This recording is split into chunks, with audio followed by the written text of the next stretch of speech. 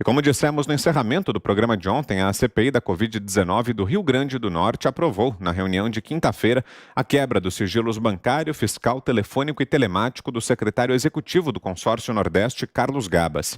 O requerimento foi apresentado, aliás, pelo presidente da comissão, deputado Kelps Lima, do Solidariedade.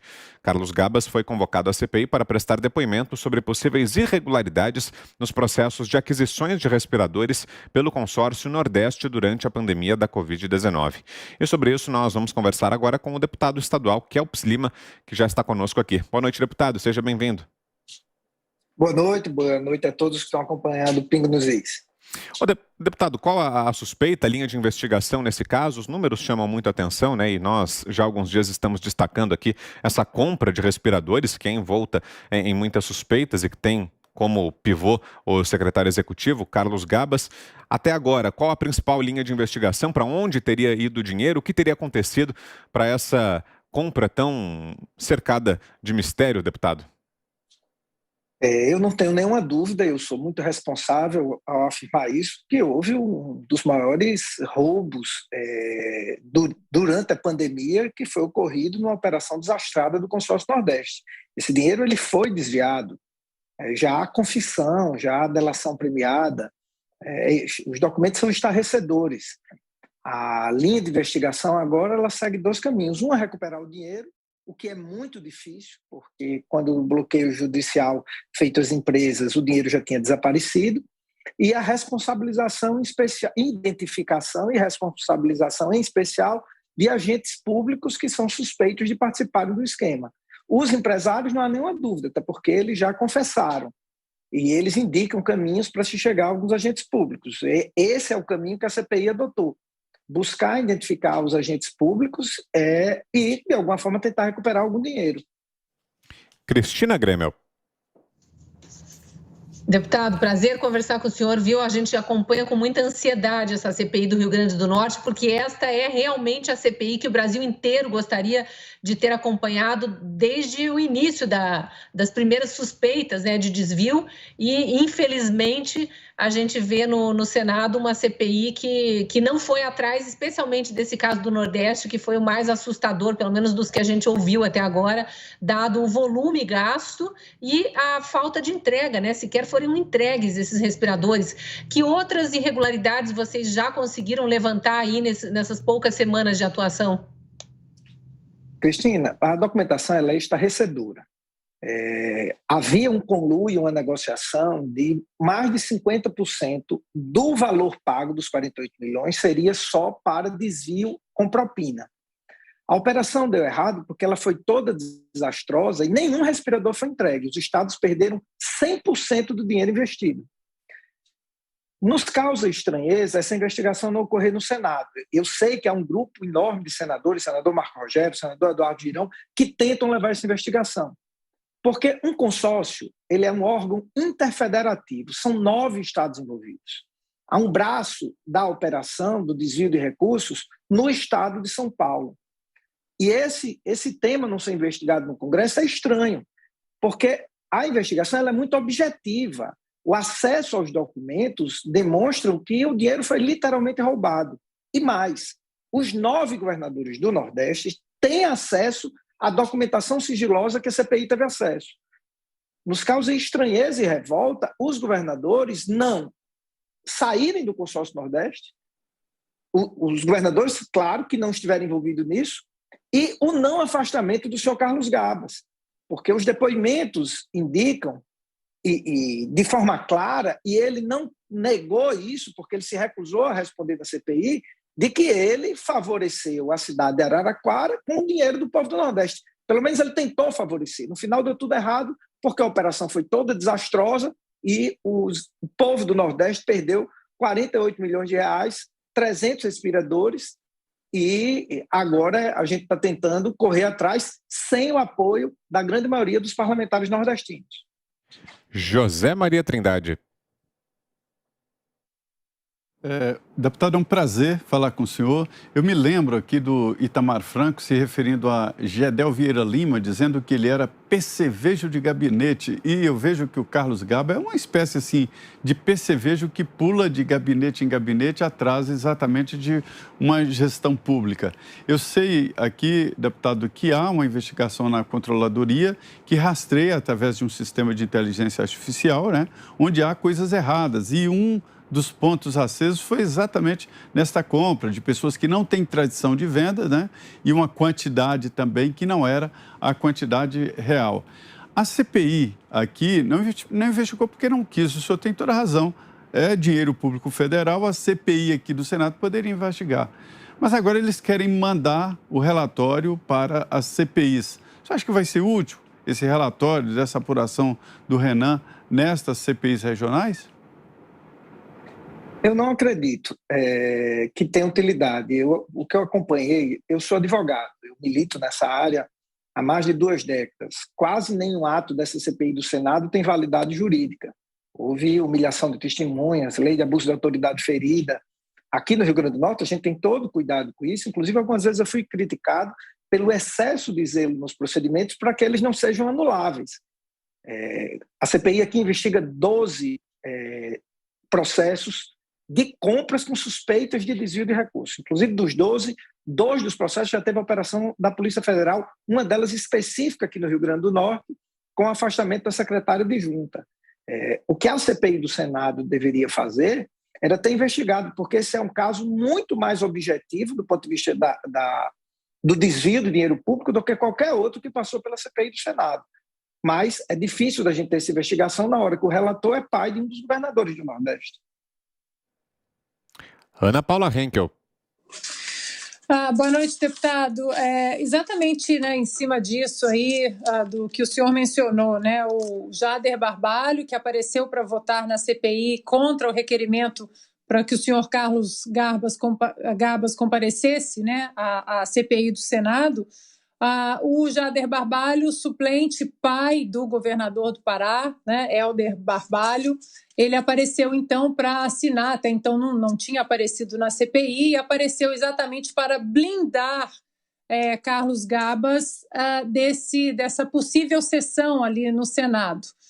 O senhor acha que esse movimento também pode acontecer na CPI do Rio Grande do Norte?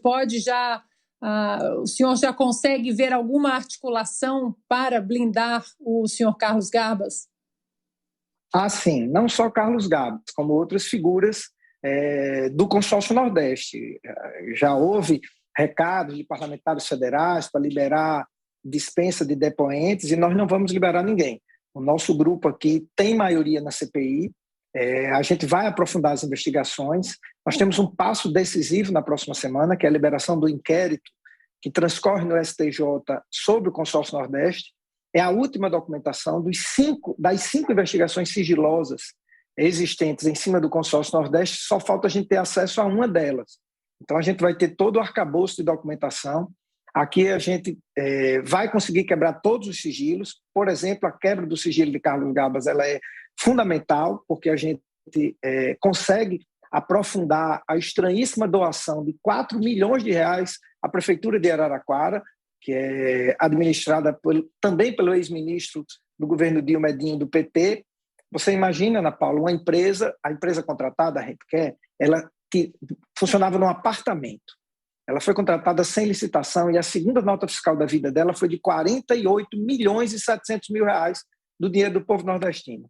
E Carlos Gabas convenceu a dona da empresa a doar 4 milhões à Prefeitura de Araraquara. Não tem como uma operação dessa não ser investigada. Não tem como, convocamos já o prefeito de Araraquara, Edinho do PT, para ele explicar qual foi o nível de convencimento que ele teve para tirar 4 milhões do povo nordestino para ir, com todo respeito, claro, ao estado de Araraquara. Mas nenhuma empresa faria essa doação se não tivesse envolta num grande esquema, não sei se com a participação do prefeito de Araraquara, mas quem pediu a doação foi Carlos Gabas. Augusto Nunes. Deputado, em primeiro lugar, parabéns pelo trabalho que vocês estão fazendo, porque os deputados potiguares estão mostrando como é que se faz uma CPI de verdade, né? Agora eu pergunto, eu imagino que o escopo da CPI seja o que aconteceu no Rio Grande do Norte ou no Nordeste.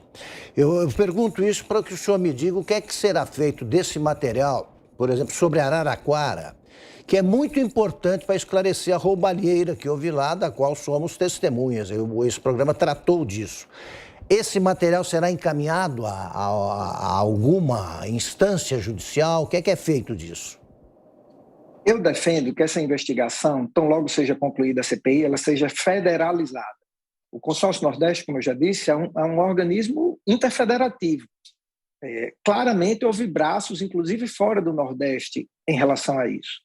Então, a CPI, qual a competência dela? Aonde houve qualquer ato de improbidade ou possível desvio de recursos envolvendo dinheiro do Rio Grande do Norte, a CPI pode alcançar.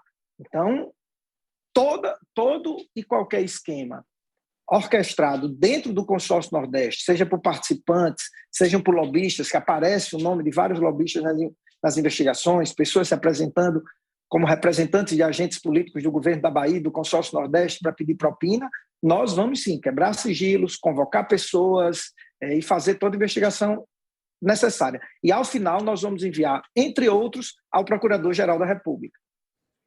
Cristina Gremel. Deputado, o senhor mencionou aí algumas descobertas e a gente fica pensando no tanto que faltou descobrir na CPI do Senado, né? O relatório da CPI do Senado está para sair, a gente sabe que vai ter indiciamento de ex-ministro da Saúde, do atual ministro da Saúde, do presidente, porque isso já foi anunciado. Vocês, nesse momento da investigação no Rio Grande do Norte, em relação ao que aconteceu no Nordeste, mas mais especificamente no estado do Rio Grande do Norte, já conseguem ter ideia de para onde vai caminhar o relatório de vocês? Vai ter efetivamente algum indiciado no final? Terão vários indiciados. Qual o cuidado que a gente está tendo? É de não antecipar julgamentos, é de não humilhar pessoas, é de não fazer lacração na CPI, é de fazer uma investigação que dê resultado no final, que é o que a população quer. Então, a gente tem tido muito cuidado com as declarações em cada um dos processos investigados para não apontar culpados. A única exceção que a gente pode ter mais ênfase é do Consórcio Nordeste, pelo simples fato que tem confissões. Há pessoas que confessaram o crime, o desvio do dinheiro, disseram para quem ia distribuir. Então, em relação a esse, já não há o que se discutir. Infelizmente, a gente não pode revelar a documentação porque ela foi decretada sob sigilo, algumas de forma muito estranha. Por que o Consórcio Nordeste, o governador da Bahia, correu tanto por foro para essa investigação fosse na Bahia no primeiro momento? Por que uma mera ação de cobrança dos estados para recuperar o dinheiro corre em segredo de justiça? Por que a auditoria interna do Consórcio Nordeste, para apurar a retirada da cláusula de seguro do contrato, ela corre em segredo de justiça? Há um absurdo nesse contrato que o Consórcio Nordeste retirou da minuta do contrato as cláusulas de seguro. Por isso que não se pôde recuperar o dinheiro através de fiança bancária. Então, é tudo muito escandaloso. Eu torço, por isso que eu digo, eu torço para que essa investigação ela seja federalizada, esse material seja aberto ao público, para que, inclusive, sirva de exemplo e de desencorajamento a quem pratica esse tipo de ato. Zé. Uma CPI, ela tem várias funções, né? Além, evidentemente, de punir culpados de crimes. Existe, deputado, através desta CPI, alguma proposta de futuro para travar ou para impedir ou, pelo menos, reduzir a possibilidade de novas irregularidades? Assim, o que a gente vê aqui em Brasília é que quando tem a palavra emergência, quando tem extraordinário e tal, aí as amarras legais são afrouxadas e os ladrões tomam conta. A CPI vai propor algum tipo de impedimento ou de dificuldades futuras? Vai sim. Eu vou lhe dar 2 exemplos objetivos. No Rio Grande do Norte, nós vamos tentar aprovar um projeto de lei pós-CPI para evitar o que aconteceu no caso do Consórcio Nordeste, onde os recursos foram pagos de maneira antecipada e antes da assinatura do contrato. Antes do próprio Consórcio Nordeste ter contratado a empresa Hempcare para ser a intermediária no esquema de propina, Antes do Consórcio Nordeste ter contratado, o Rio Grande do Norte já tinha enviado dinheiro. Nós vamos alterar a lei da adesão do Rio Grande do Norte a consórcios, que autoriza o Rio Grande do Norte a aderir a consórcios interestaduais, para que isso não ocorra. Segundo, a nossa Secretaria Estadual de Saúde, isso ocorre em todo o Brasil, ela é um verdadeiro shopping center para corrupto. Os setores de almoxarifado, de pesquisa de preço, de recebimento de material, é todo analógico e feito de forma amadora. Isso facilita a corrupção. Essa é uma das recomendações que nós vamos mandar para a Secretaria Estadual de Saúde e estamos estudando mecanismos legais para que torne mais difícil a ação do corrupto e do corruptor.